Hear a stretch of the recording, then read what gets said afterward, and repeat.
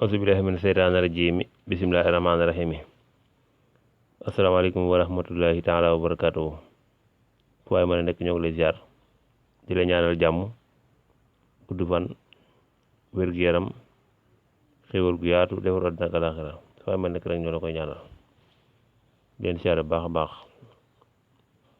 fu waay mën a nekk rawati nag koo mën ci Daaru Salaam si waaw tey nag dañuy wax ci gàncax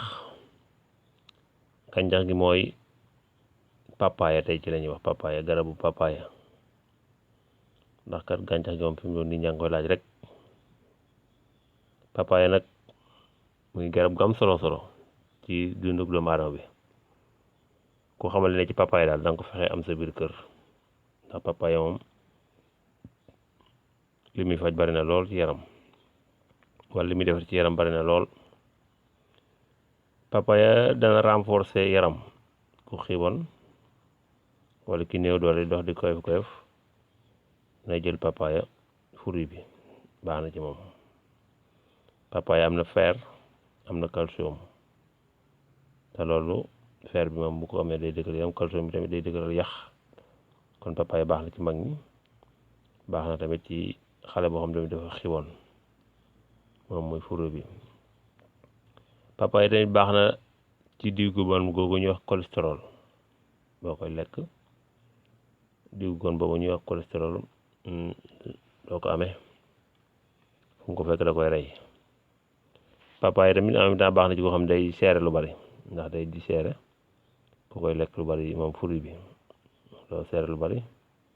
bu dee doom bi nag moom baax na ci saan, da ngay am doom bi rek nga wol ko bam nooy, nga tibb ci kudd bu ndaw nga def ci kaas tàngal loxoom tàng nga sotti ci nga xent mu mat genn wàllu kaas. bu dee xale la ba amee saan nga jox ko, baax na ci moom. en même temps ban lay wan doom lekk doom bi noonu baax na ci moom trop, moo xam saan bu mën doon baax doomu papaay bi baax na ci. doomu papaay tamit baax na ci feebaru res, ndax doomu aadama bi léeg-léeg day am feebaru foie yu koy dal yu bari. papaay bi baax na ci lool. doom bi nag lay wol boobaa, bu wolee doom bi ba mokk mu tibb ci kuddu bu ndaw sotti ko ci kaas tàngal loxoom tàng mu sotti ci segg gi yëngalum mu seggoom set mu jël ko. noonu la koy jële bu dee foie la. baax na tamit doom bi moom ci insuffisance rénale. képp koy jël doomu papaya suñ boroom mën naa dogal na yow doo am insuffisance rénale, wala ki ko am ba pare bu koy jël tamit da koy dimbali. kon loolu rek jar na doomu aadama yi fonk ko te feebar boobu bari na lool, muy insuffisance rénale.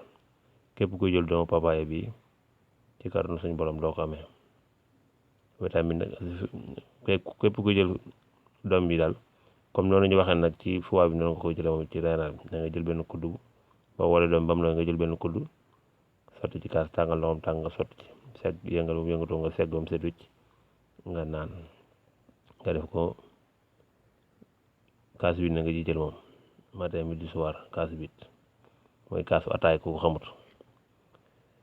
en même temps papaya am na vitamine E, am na vitamine C, yooyu tamit dafa baax ci nit.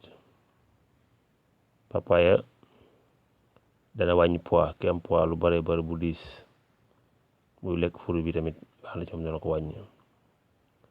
day leeral bët tamit nag, kuy jël papaya say bët dana leer, doo gaaw am problème bu bët. en même temps papaya baax na tamit ci jigéen koo xam ne tamit buy gis mbaax wala régalam day metti, koo xam ne régal day metti buy ñëw, papaya bi baax na ci moom lool. kon daal ñu tënk ne papaya daal garab lu ko am njëriñ gu am solo ci dundu doomu aadama bi, ndax garab bu ñu ne day renforcer yaramu doomu aadama bu néewee doole. ñu waaye nag garab am na calcium, am na fer. ñu waaye nag garab am na vitamine C, am na vitamine E. kon ko garab lu am solo la ci dundu doomu aadama bi.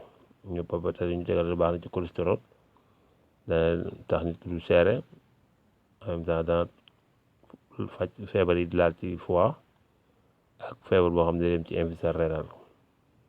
kon li ñu wax daal ci lu gàtt mooy papaya daal garab gu am solo la daal kenn ko ne la waroon ko fexe am di ko utiliser. tey nag loolu la ñu indiloon mooy njëriñu papaya nag garab gu yéeme daal te am solo lool xam naa den ci desuwaat beneen yoon.